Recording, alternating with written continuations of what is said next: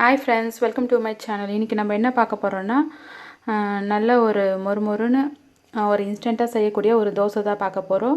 So அது வந்து நம்ம கோதுமை யூஸ் பண்ணி செய்ய போகிறோம் ஃப்ரெண்ட்ஸ். ஸோ நீங்கள் இன்னும் நம்ம சேனலை சப்ஸ்கிரைப் பண்ணனா சப்ஸ்கிரைப் பண்ணிக்கோங்க, பக்கத்தில் இருக்கிற பெல் ஐக்கானை கிளிக் பண்ணிக்கோங்க. ஸோ அப்போ தான் நான் போகிற வீடியோஸ் வந்து உங்களுக்கு நோட்டிஃபிகேஷனாக வரும். வாங்க ஃப்ரெண்ட்ஸ், வீடியோக்குள்ளே போகலாம். ஸோ வந்து அந்த கோதுமை தோசைக்கு என்னென்ன பொருள் தேவைன்னு சொல்லிட்டு பார்த்துடலாம். நான் பாருங்கள், ஒரு 2 கப்பு போல் வந்து கோதுமை மாவு எடுத்திருக்கேன் நான். ஸோ இதில் வந்து 2 கப் வந்து கோதுமை மாவு எடுத்திருக்கேன். ஸோ அதுக்கப்புறம் வந்து ரவை வந்து ஒரு 2 டேபிள் ஸ்பூன் அளவுக்கு ரவை எடுத்துகிட்டு நான் வந்து கீ ஊற்றி நல்லா வந்து வறுத்து வச்சுருக்கேன் நான் கோல்டன் ப்ரௌனாக. நீங்கள் வந்துட்டு கீ இது இல்லைனா கூட நீங்கள் வந்து ஆயில் ஊற்றி கூட நீங்கள் வறுத்துக்கலாம். இதை பாருங்கள், ரொம்பவும் தீய வச்சிடாதீங்க. ஸோ நம்ம வந்து நம்ம உப்புமாக்காக வறுக்கிறோமோ, ஸோ உப்புமாக்கு எப்படி நீங்கள் ரவை வறுக்கிறீங்களோ அது மாதிரி வந்து நீங்கள் வறுத்து வச்சுக்கிங்க. அதுக்கப்புறம் வந்து ஆனியன் வந்து ஒரு 3 ஆனியன் போல் எடுத்துகிட்டு நான் குட்டி குட்டி பீஸாக வந்து கட் பண்ணி வச்சுருக்கேன். அதுக்கப்புறம் வந்து 2 பச்சை மிளகாய் எடுத்துகிட்டு குட்டி குட்டியாக நறுக்கி வச்சுருக்கேன். அப்புறமா தாளிக்கிறதுக்கு வந்து கருவேப்பிலை, அதுக்கப்புறம் வந்து கடுகு, கடலைப்பருப்பு எடுத்து வச்சுருக்கேன். ஸோ அதுக்கப்புறம் தேவையான அளவுக்கு உப்பு எடுத்துக்குங்க. அப்புறம் வந்து தேவையான அளவுக்கு ஆயில் எடுத்துக்குங்க. ஸோ வந்து இதை வந்து நம்ம வந்து இதில் கொட்டிடலாம். இந்த ரவை வந்து இந்த கோதுமை மாவில் கொட்டிட்டு, ஸோ வந்து கொஞ்சம் கொஞ்சமாக தண்ணி ஊற்றி நம்ம வந்து தோசை மாவு பதத்துக்கு வந்து கரைக்க போகிறோம். பாருங்கள், நம்ம வந்து கை விட்டு தான் வந்து கரைக்க போகிறோம். ஏன்னா நம்ம வந்து கண்டியில் கரைச்சா அது வந்து கட்டி முட்டியமாக இருக்கும், ஃபுல்லாக வந்து கரையாது. ஸோ கொஞ்சம் கொஞ்சமாக தண்ணி ஊற்றிட்டு நான் வந்து தோசை மாவு பதத்துக்கு வந்து நல்லா கரைக்கிறேன். ஸோ பாருங்கள்,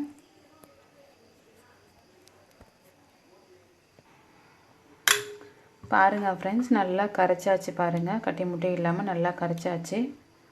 ஸோ இப்போ வந்து தேவையான அளவுக்கு வந்து இதில் உப்பு போட்டுடலாம். ஸோ பாருங்கள், நான் இவ்வளோ உப்பு போடுறேன். உப்பு போட்டுட்டு நல்லா வந்து மிக்ஸ் பண்ணி விடுங்க. ஸோ மிக்ஸ் பண்ணிவிட்டு ஒரு 5 மினிட்ஸ் வந்து இதை க்ளோஸ் பண்ணி வச்சுருங்க. ஸோ நம்ம வந்து ரவை போட்டிருக்கோம் இல்லைங்களா, அந்த ரவை வந்து நல்லா வந்து இதில் ஊறிட்டு இன்னும் நல்லா வந்து இந்த இது வந்து நல்லா கட்டியாகும். ஸோ இப்போ கொஞ்சம் லைட்டாக இதுவாக தான் இருக்குது. ஸோ ரவை ஊறிச்சுன்னா இன்னும் நல்லா வந்து மாவு ஊற்றுற பதத்துக்கு வரும், நல்லா தோசை ஊற்றுற பதத்துக்கு மாவு நல்லா திக்காக வரும். ஸோ அதுக்கப்புறம் வந்து நம்ம இது எல்லாமே வந்து தாளித்து கொட்டிடலாம். இது தட்டு போட்டு மூடிட்டு ஒரு 5 மினிட்ஸ் வந்து அப்படியே ரெஸ்ட்டில் விடுங்க. ஸோ அந்த ரவை எல்லாமே வந்து நல்லா உப்பி இன்னும் நல்லா வந்து திக் கன்சிஸ்டன்சி வரும், நல்லா மாவு ஊற்றுறதுக்கு அப்போ இன்னும் வந்து கரெக்டாக இருக்கும்.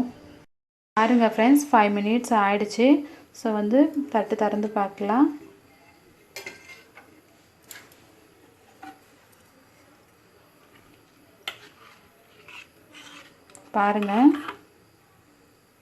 பாருங்கள் நல்லா திக்காக வந்திருக்கு பாருங்கள்.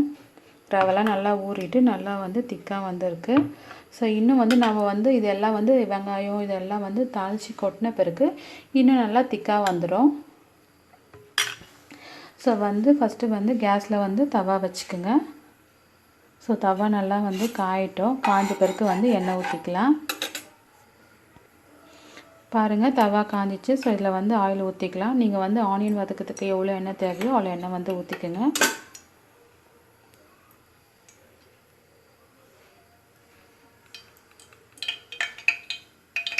ஸோ வந்து எண்ணெய் காயட்டும், கடுகு போட்டுடலாம்.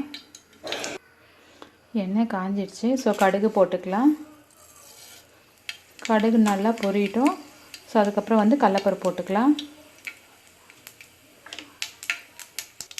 கடுகு பொரிஞ்சிச்சு. ஸோ கடலைப்பருப்பு போட்டாச்சு. ஸோ கடலைப்பருப்பு வந்து கோல்டன் ப்ரௌன் ஆகிற வரைக்கும் நல்லா வந்து வருங்க. ஸோ இது வந்து ரொம்பவும் வந்து கோல்டன் ப்ரௌனாக ஆக விட்டுறாதீங்க, ஏன்னா வந்து நம்ம ஆனியன் போட போகிறோம். நீங்கள் இப்போயே கோல்டன் ப்ரௌன் நல்லா வந்து ரொம்ப வந்து கோல்டன் ப்ரௌன் ஆகிட்டு ரொம்ப இதுவாகிடுச்சுன்னா நம்ம ஆனியன் போட்டு வறுக்கும் போது கருகி போயிடும். ஸோ பாருங்கள், நான் வந்து சொல்கிறேன் நான் எந்த ஸ்டேஜில் நான் வந்து ஆனியன் போடணும்னு சொல்லிவிட்டு. ஸோ அது வரைக்கும் வருங்க. பாருங்கள், லைட்டாக வந்து கோல்டன் ப்ரௌன் ஆகிட்டு வருது. ஸோ இந்த ஸ்டேஜில் வந்து நம்ம ஆனியன் வந்து போட்டுடலாம். பாருங்கள், ஆனியன் போட்டாச்சு. ஸோ ஆனியன் போட்டுட்டு லைட்டாக வதக்குங்க, ரொம்ப வந்து வதக்கிடாதீங்க. ஸோ லைட்டாக வதக்கிட்டு நம்ம வந்து இதை வந்து நம்ம அந்த மாவில் கோதுமை மாவில் வந்து கட்டி வச்சுருக்கோம் இல்லைங்களா, ஸோ அதில் வந்து நம்ம கொட்ட போகிறோம்.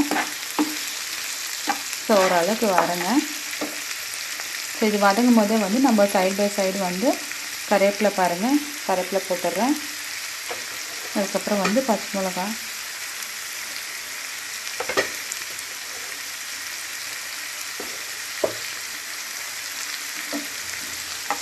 போட்டுட்டு வதக்குங்க.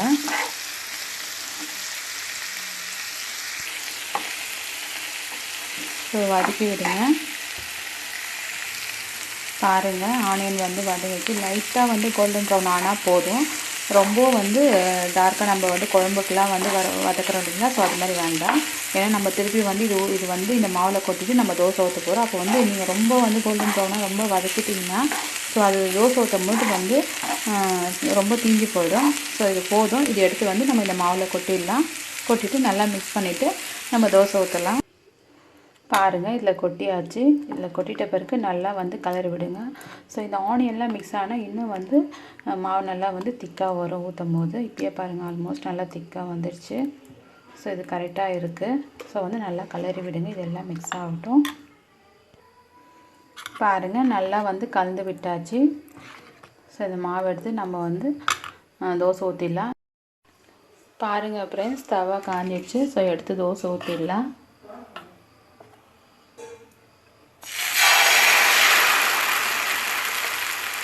சுற்றி ஊற்றுங்க. ஏன்னா வந்து இது வந்து நார்மல் வந்து நம்ம தோசை சுற்றுற மாதிரி வராது. ஸோ நம்ம வந்து சுற்றி இது மாதிரி வந்து சுற்றி நல்லா ஸ்ப்ரெட் பண்ணி ஊற்றிட்டு ஸோ அங்கங்கே நம்ம வந்து ஜஸ்ட்டு வந்து இப்போ நம்ம ஆம்லேட் ஊற்றிட்டு எப்படி நம்ம கொஞ்சம் கொஞ்சமாக இழுத்து விடுறோம், ஸோ அது மாதிரி தான் பண்ணணும்.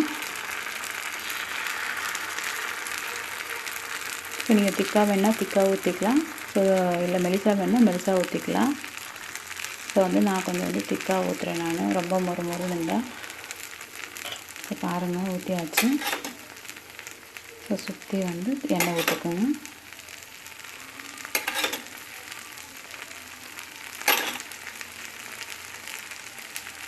ஸோ மாவு வேகட்டும்.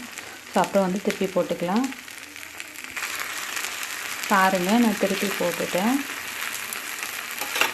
ஸோ இந்த சைடு வந்து சுற்றி ஆயில் ஊற்றுங்க. பாருங்கள் ஃப்ரெண்ட்ஸ், எல்லாம் ரெடி ஆகிடுச்சு. பாருங்கள், அவ்வளோதான் ஃப்ரெண்ட்ஸ். பாருங்கள் ஃப்ரெண்ட்ஸ், ஒரு டேஸ்டான ஒரு கோதுமை தோசை பாருங்கள் ரெடி ஆகிடுச்சு. இது ஒரு 5 to 10 மினிட்ஸில் வந்து ஒரு இன்ஸ்டண்ட்டாக பண்ணிடலாம். ஸோ அரிசி மாவுனா வந்து நம்ம ஊற வைக்கணும் அரைக்கணும் அப்படின்னு. ஸோ இது ஒரு ஆஃபீஸ்லேருந்து வந்தோமா ஒரு 5 to 10 மினிட்ஸில் வந்து மாவு கரைச்சிட்டு உடனே வந்து ஒரு எமர்ஜென்சியாக வந்து ஒரு டிஃபன் பண்ணி கொடுத்துடலாம். ஸோ ஃப்ரெண்ட்ஸ், இது நீங்கள் வீட்லேயும் வந்து ட்ரை பண்ணி பாருங்கள். சேனல் உங்களுக்கு பிடிச்சிருந்துச்சுன்னா சப்ஸ்கிரைப் பண்ணுங்கள். பக்கத்தில் இருக்க பெல் ஐக்கானை கிளிக் பண்ணுங்கள். லைக் பண்ணுங்கள், கமெண்ட்ஸ் பண்ணுங்கள், ஷேர் பண்ணுங்கள் ஃப்ரெண்ட்ஸ். பாய் ஃப்ரெண்ட்ஸ், நெக்ஸ்ட் வீடியோவில் பார்க்கலாம். தேங்க்ஸ் ஃபார் வாட்சிங்.